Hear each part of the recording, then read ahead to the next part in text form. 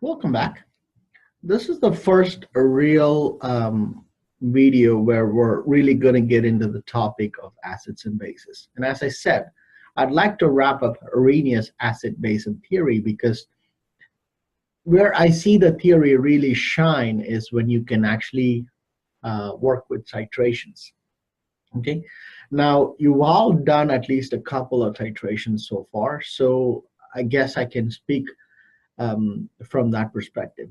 Okay, now so far in the previous video I mentioned it to you four different things: a strong acid, a strong base, a weak acid, and a weak base.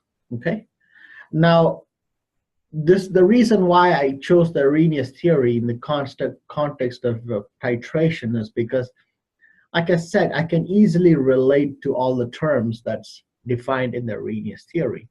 Okay, now you can technically have four combinations. So you can have a strong acid plus a strong base,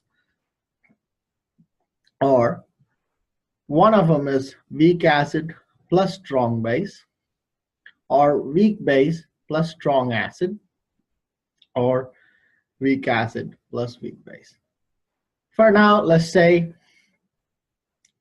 irrespective of the strength of the acid, whether it's acid strong or base is strong, or I've written a bunch of combinations here, they all lead to the formation of salt as one of the product and water as the other product. Okay, the reason being, in all these cases, well, there's one thing that is common, which is generation of salt and water. And the other thing is how you determine equivalence point. Okay, now that's the only time the chemistry is the same. Okay, as you can see here, we are going to determine equivalence point for three different chemical reactions. Okay, now you will see from all of them how you determine equivalence point is the only thing the chemistry is common here.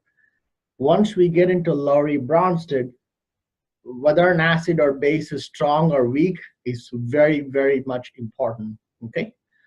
However, when it comes to titrations, especially only when it comes to determining equivalence point, the strength of acid or base is not important. Let me repeat.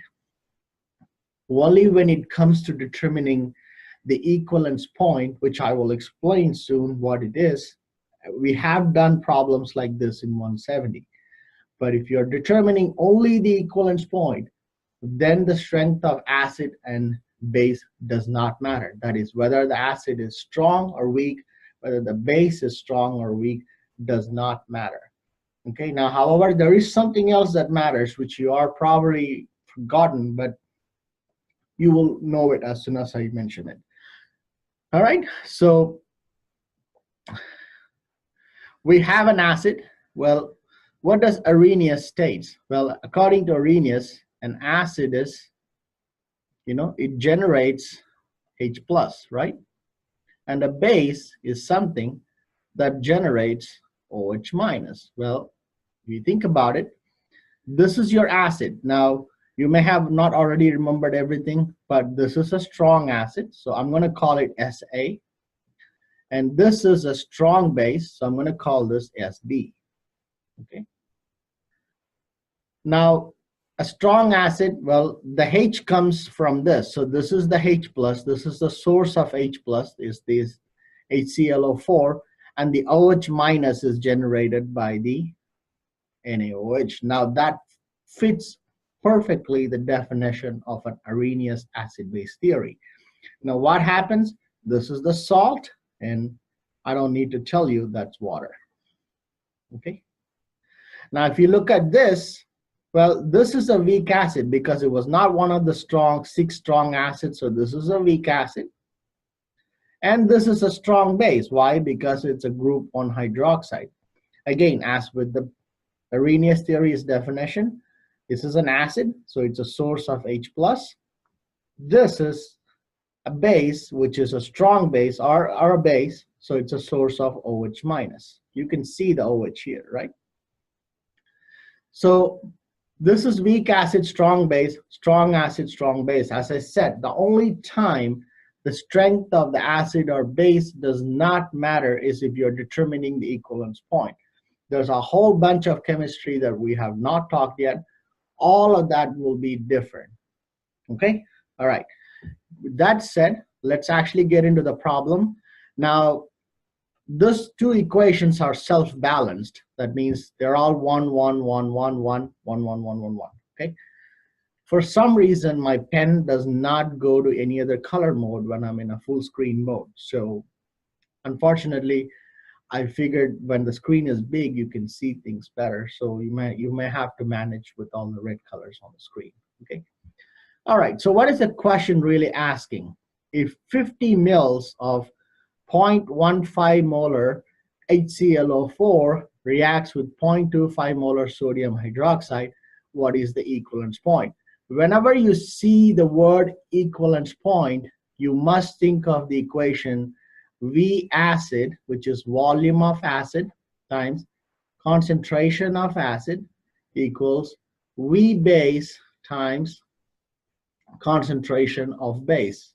We have done this in 170, but we're doing it again because in 170 we did it because we were trying to relate the idea of stoichiometry, which is the numbers in front of each of the reactant and product, back to the idea of stoichiometry.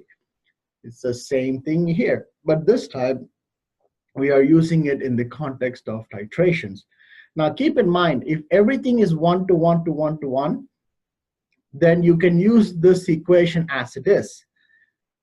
And I know you're probably thinking, oh, are you going to do a problem where it's not 1 to 1 to 1? Yeah, if you've seen me for the last 6 months, you know I'm going to do that. All right. So that's in the next video. Okay. Let's wrap this one up. Okay. The reason I have both the weak acid, strong base, and strong acid, strong base is just to prove a point, just to determine the equivalence point. The strength of the acid or base does not matter, and this is the equation you need. If it is all 1, 1, 1, 1, okay? All right, so what do we know? This is our V acid, okay? This is our C acid. Now, this is the way typically it has to be written, because just like any other profession, there are certain things done a certain way. I think chemistry is also no exception, and there are certain ways a question has to be written. The acid information is written together, and then the base information, part of it is written. What it's really asking is, when you're asked to find the equivalence point, what you're really asked to find is depending on the case. In this case, you're asked to find the volume of the base, okay, because you're given both the volume of acid and concentration of acid. And at this point of the course, if you're thinking, how do you know it's concentration? Well, you should consider dropping the course, because that might be the best thing for you. But if you have not had that confusion, then I think you're probably safe to say that you can continue in the coursework. All right, so V base is what we need to find, because out of the 4 things, we know 3 things, so we just don't know the 4th thing. So all you got to do is no need to convert, none of that stuff. Just simply put everything in. 50 mils, 0.15 molar. I know some of you don't write any units to your numbers. Some of you just write the way you like and wish. But you know, things may have to change if you really want to do well in the courses. You have to adhere to the chemistry principles if you really want to stand. So volume of bases, all you got to do is put all these numbers in a calculator. And if you're wondering how I got the answer, that's also another red flag. Maybe you should consider dropping the course at this point if you're still wondering how I got the final answer for volume of bases 30 mils. Okay, that's for this equation. Okay, now as I said, this is also 1 to 1 to 1 to 1. How do I know? Because I wrote these questions and I know ahead of time that this is 1 to 1 to 1 to 1. Okay, so again, I have not changed much. This is, again, you use the equation only when you're asked to find the equivalence point. Okay, you don't use it any other time because the chemistry is different. All right, Okay, this is concentration of acid. This is concentration of base, and we are asked to find what is that is left out is volume of base. Now, I'm not going to even bother to do the calculation. If you put it in this expression, because the numbers didn't change, the volume of base is 30 mils. Now, what I'm really trying to point out is, I'm going to have you do at some point these two titrations, maybe not perchloric acid because it's too risky to work with in the first place. Maybe I'll give you, nitric acid, and you can do this, and then you will run a similar titration with this, and you see that if we keep all the numbers the same, that's why I said the strength of acid or base does not matter for equivalence point. Again, that's the only time the chemistry is similar. So the numbers are same. You will see that visually in front of you. Now, equivalence point, if you remember that titration, it became pale pink color. That was because of the, because of the phenolphthalein. You may get different colors, but since you're familiar with that, I'm using that as an example.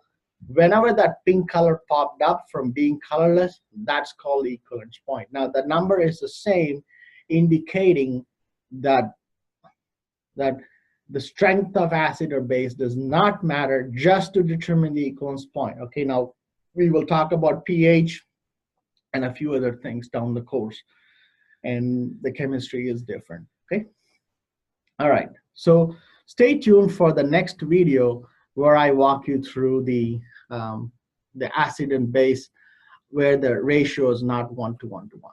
Okay, but the equation is still the same, and we're still determining equivalence point, and we're still on Arrhenius theory. Okay, stay tuned.